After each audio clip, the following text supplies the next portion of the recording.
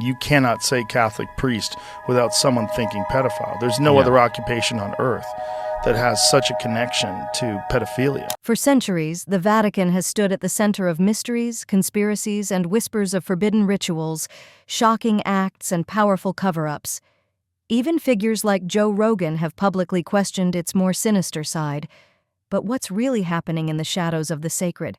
It's time to pull back the curtain on one of the world's most secretive institutions, the Vatican's secret archives. Legends say that deep beneath the Vatican lies a hidden world, a vast underground labyrinth of vaults and passageways locked away from the eyes of the public. The secret archives themselves stretch across 53 miles of shelving and contain more than 35,000 volumes of priceless and controversial documents. Some claim these archives hold treasures beyond imagination, secrets capable of shaking faith, history, and everything we think we know about the past. According to high-level insiders, locked within these vaults is undeniable evidence suggesting that Jesus Christ, as described in the Bible, was never a historical figure at all, but a carefully constructed myth. Some claim that what we know of Jesus may have been the invention of early cultists. Ancient scrolls and hidden codices, documents said to have the power to bring all of Christendom crashing down, are rumored to be sealed deep inside the Vatican. Not just in a vault, but in a vault within a vault, guarded by a secret order of Vatican knights. But the whispers don't stop with the Gospels.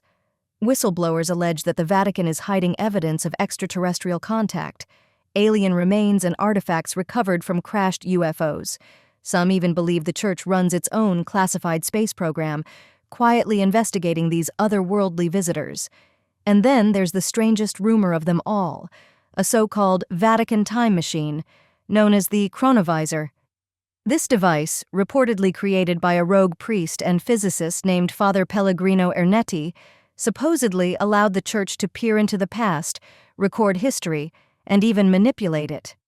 Eyewitnesses have claimed they watched the crucifixion of Christ unfold in real time, only for the recordings to disappear mysteriously back into the Vatican's hidden vaults. The Church, of course, dismisses these stories as wild fantasies, insisting that the secret archives are nothing more than shelves of dusty bureaucratic files. But the Vatican's most unsettling mysteries aren't necessarily locked behind iron doors. Some are said to be hiding in plain sight, etched into the very architecture, art, and symbols that millions of pilgrims walk past every single day. Secrets in plain sight. For over 30 years, Father Gabriele Amorth served as the Vatican's chief exorcist. Before his death in 2016, he claimed to have performed more than 160,000 exorcisms. But in one of his final interviews, he dropped a chilling revelation. The devil resides in the Vatican. Amorth insisted that Satan had infiltrated the very heart of the Church, corrupting cardinals who no longer believed in Christ and bishops tied directly to demonic influence. He believed this dark power fueled the Vatican's greatest scandals, from the endless wave of pedophile priests to the mysterious death of Pope John Paul I, who suddenly died in 1978 after only 33 days in office. Amorth even suggested that the 1981 assassination attempt on Pope John Paul II was orchestrated by Satan himself in a bid to seize control of the papacy. And history shows the Vatican has no shortage of grotesque episodes. Take the infamous Cadaver Synod of 897, when Pope Stephen VI had his dead predecessor exhumed, placed on trial, and condemned, all while the rotting corpse sat propped up in the papal court. With skeletons like that in the closet, is it really so hard to believe demons could lurk within? Of course, the Vatican has tried to fight back against evil. It even runs its own school of exorcism, where priests are trained to cast out unclean spirits. Yet while the Church battles demons in theory, it seems blind to the corruption eating it alive from the inside. That hypocrisy was laid bare in 2019, when French journalist Frédéric Martel shook the Vatican with his explosive book, In the Closet of the Vatican: Power, Homosexuality, Hypocrisy. After 4 years of research and interviews with over 1,500 insiders, Martel claimed that as many as 80% of Vatican clergy were secretly gay. He described a hidden culture of hookups, parties, and blackmail, a velvet mafia of closeted clergy who shielded one another from scrutiny while publicly denouncing homosexuality. Even worse, this network allegedly enabled predatory priests to abuse young boys, confident their crimes would be buried by colleagues in high places. Martel described the Vatican's underground world of secret encounters, even a gay sauna just steps from the Pope's residence. He revealed that some of the most aggressively anti-gay cardinals were themselves closeted homosexuals, using fiery sermons as a smokescreen for their own double lives. If true, these revelations point to an institution drowning in its own hypocrisy, where those who preach virtue indulge in vice behind closed doors. But the most devastating blow to the Vatican's reputation didn't come from a journalist or a rival cardinal. It came from within, at the hands of the Pope's own trusted servant. In 2012, the fortress of Vatican secrecy cracked wide open. Paolo Gabriele, Pope Benedict XVI's personal butler, quietly photocopied confidential documents from the Pope's private quarters. These papers, financial records, letters, and memos, exposed a cesspool of corruption, blackmail, and intrigue at the highest levels of the Church. Gabriele leaked the trove to the Italian press, sparking a firestorm known as Vatileaks. The documents revealed how a powerful network of closeted clergy, the so-called Lavender Mafia, used secrets to rig Vatican elections, silence whistleblowers, and protect one another. Even Pope Benedict himself was implicated, accused of shielding pedophile priests and funneling church money to his family. The scandal shattered the Church. In February 2013, Benedict stunned the world by resigning, the first pope to abdicate in over 600 years. Officially, he blamed old age and poor health. But insiders knew the truth. The leaks had exposed the rot at the core of his papacy, and he had lost control of the Vatican. Yet, as shocking as Vatileaks was, the Vatican's greatest cover-up may have taken place centuries earlier, when it decided which parts of God's Word humanity was allowed to read. The Forbidden Books. The Forbidden Books.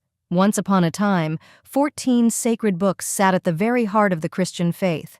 For over 1,000 years, these texts, known as the Apocrypha, were cherished by believers. But in 1684, something remarkable happened. A secret Vatican council quietly removed them, erasing them from the Bible with what many considered divine censorship. Why would the Church mutilate its own holy book? The official story says the Apocrypha weren't divinely inspired, but others believe this was a cover-up, an attempt to bury texts too dangerous to allow into the hands of ordinary Christians. One book, The Wisdom of Solomon, doesn't describe the Messiah as a divine being at all, but as a mortal man on a quest for knowledge, a heresy that could overturn the Gospels themselves.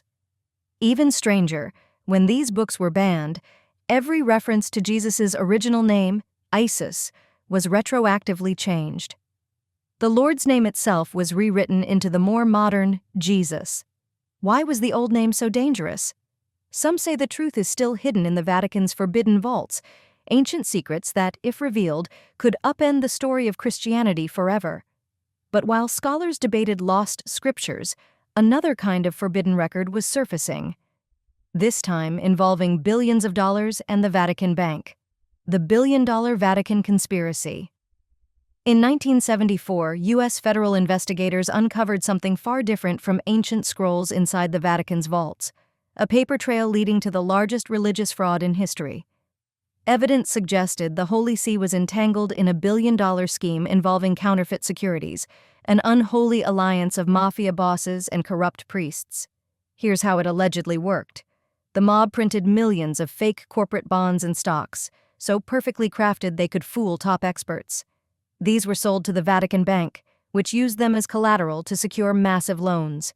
Once the cash was wired, the mobsters and their Vatican partners split the proceeds 50-50, leaving the Church holding the billion-dollar bag. To this day, no one knows if the Vatican was a victim or a willing accomplice. Were they duped by the mob? Or did they knowingly gamble, hoping to cash out before the scam was exposed? Only the Holy See knows the truth. But one thing is clear. When it comes to money, the Vatican doesn't always practice what it preaches. And as shocking as that heist was, it pales in comparison to the Vatican's true specialty, turning blood money into holy water. How the Vatican cleans dirty money for decades, the Vatican Bank has harbored one of the Church's darkest secrets: its role as the world's premier money launderer. Mob bosses, corrupt politicians, and shady businessmen have long treated it as their go-to destination for scrubbing dirty cash. How does the Vatican get away with it? 2 words: sovereign immunity. As an independent city-state, the Vatican isn't bound by outside laws. Its bankers can stonewall investigators and dodge prosecutions. In practice, they're untouchable. In the 1970s and 80s, the Vatican Bank allegedly laundered hundreds of millions for the Italian mafia, while law enforcement stood helpless. And the practice didn't end there. In 2012, a Vatican official was caught smuggling $26 million in laundered cash on a private jet. The irony? The same church that invented confession has never confessed its own financial sins. But corruption at the Vatican didn't begin in modern times. Its darkest secret stretches back to the very moment Christianity became an empire. Constantines Big Con. The transformation of Christianity from a persecuted rebel faith to the religion of emperors wasn't the work of saints or prophets. It was the masterstroke of a calculating pagan ruler, Constantine the Great. In 312 AD, as Constantine fought for control of the Roman Empire, he claimed to see a vision, a blazing cross in the sky with the words, "By this sign, conquer." The next day, his soldiers painted crosses on their shields, and he won a decisive victory, emerging as Rome's sole ruler. Constantine immediately declared his conversion to Christianity. But there was one problem. Christianity at the time was outlawed, regarded as a subversive, dangerous sect. If he wanted to use it as the glue for his empire, he would need to fundamentally transform it. And that's exactly what he did. By weaving together Christian faith with Roman politics, Constantine turned a radical underground movement into a state-sanctioned power structure. From that moment on, the Church was no longer just about faith. It was about empire. Constantine's hybrid faith.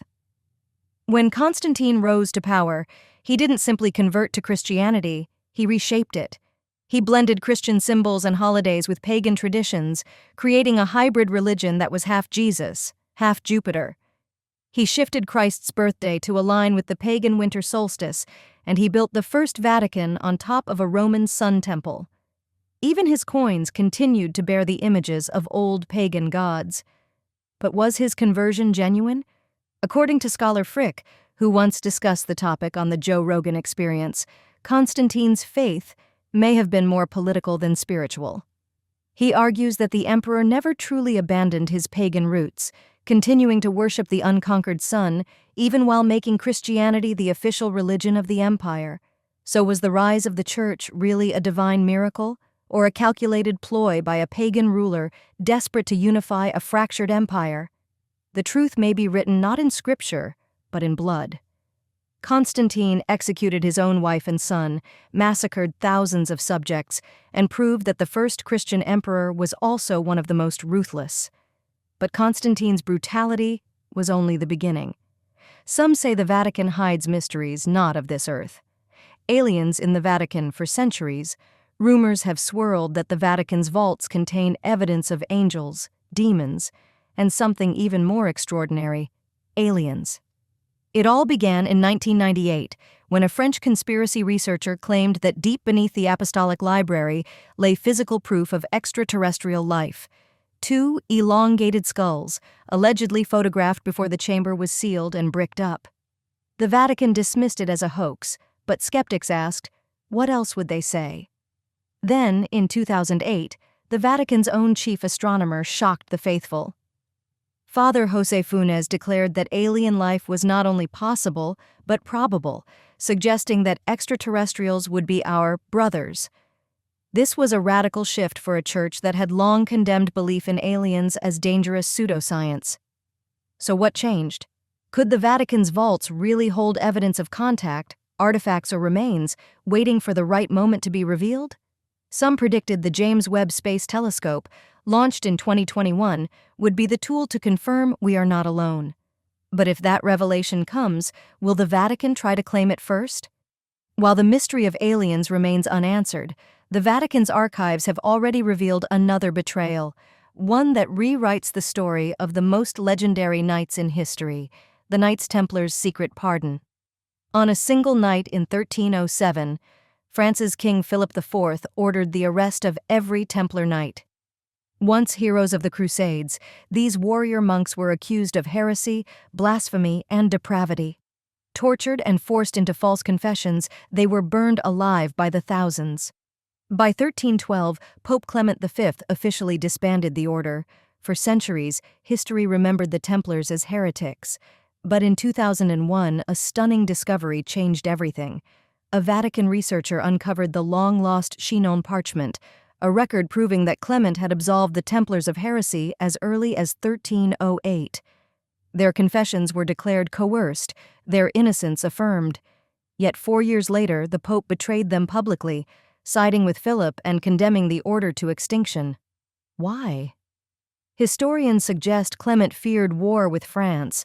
Others whisper of a darker deal, that the Pope sacrificed the Templars in exchange for their immense wealth and perhaps even forbidden knowledge. If true, it means the Vatican didn't just betray the knights, it buried ancient secrets they may have carried, mysteries too dangerous to survive. The Chinon parchment reveals the Templars not as heretics, but as martyrs to papal politics. And their ghosts still haunt the halls of the Vatican that betrayed them. But betrayal by holy men is not confined to the Middle Ages. In modern times, the Church's complicity would repeat itself, on a horrifying scale. The Vatican and the Rwandan Genocide. In 1994, Rwanda became hell on earth. Over the course of just 100 days, extremist militias massacred more than 800,000 Tutsi civilians in one of history's most brutal genocides. As the violence began, terrified families fled to Catholic churches, convents, and missions for shelter.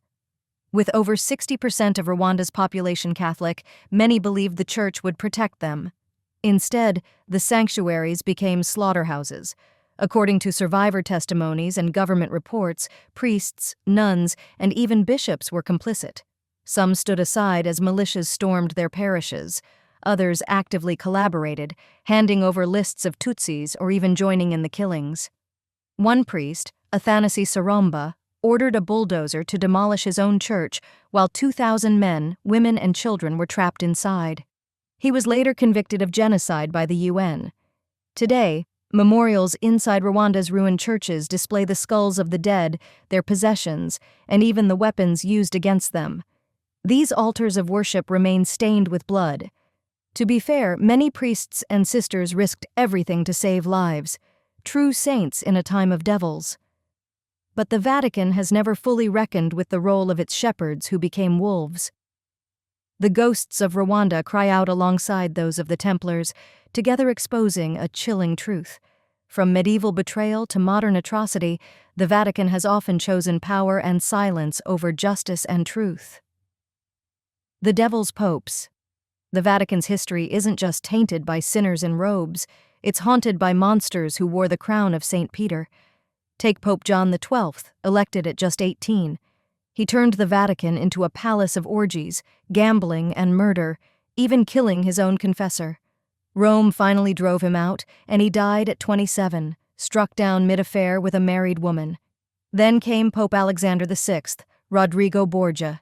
He bribed his way to the throne, fathered at least 7 children, and turned the Vatican into a brothel of power. He poisoned rivals, plotted wars for his family, and may have even bedded his own daughter. Fittingly, he died by drinking poisoned wine, meant for someone else. But no pope matches the madness of Stephen VI. He dragged the corpse of his predecessor Formosus onto the papal throne, screamed at the decayed body, cut off its blessing fingers, and tossed it in the Tiber. Months later, Stephen himself was strangled to death, the she-pope. Yet the most forbidden tale isn't about corruption, it's about gender. The legend of Pope Joan tells of a brilliant woman who disguised herself as a man, rose through the ranks, and ruled as pope for 2 years. Her secret ended in scandal. During a procession, she went into labor and gave birth in the streets of Rome. Exposed, she was stoned to death. For centuries, popes were said to sit on a special chair to prove their manhood before taking the throne. The Church calls it a myth, but some scholars whisper there's evidence locked deep in the Vatican vaults. Dirty money and dark secrets. While women are barred from power, dirty money has always had a welcome seat in the Vatican. The Holy See's bank has been linked to mafia laundering, Ponzi schemes, and suitcases of blood cash. In 2014, 2 nuns were caught with 4 pounds of cocaine in their luggage, suspected couriers for a Vatican-based drug ring. Vatican City may be the world's smallest nation, but it has the highest per capita crime rate on Earth. Murders, disappearances, and billions in mob money vanish behind its walls. Thanks to its sovereignty, the Vatican can simply refuse outside investigations. In the shadows of St. Peter's, saints and devils walk side by side, and not all the devils wear horns.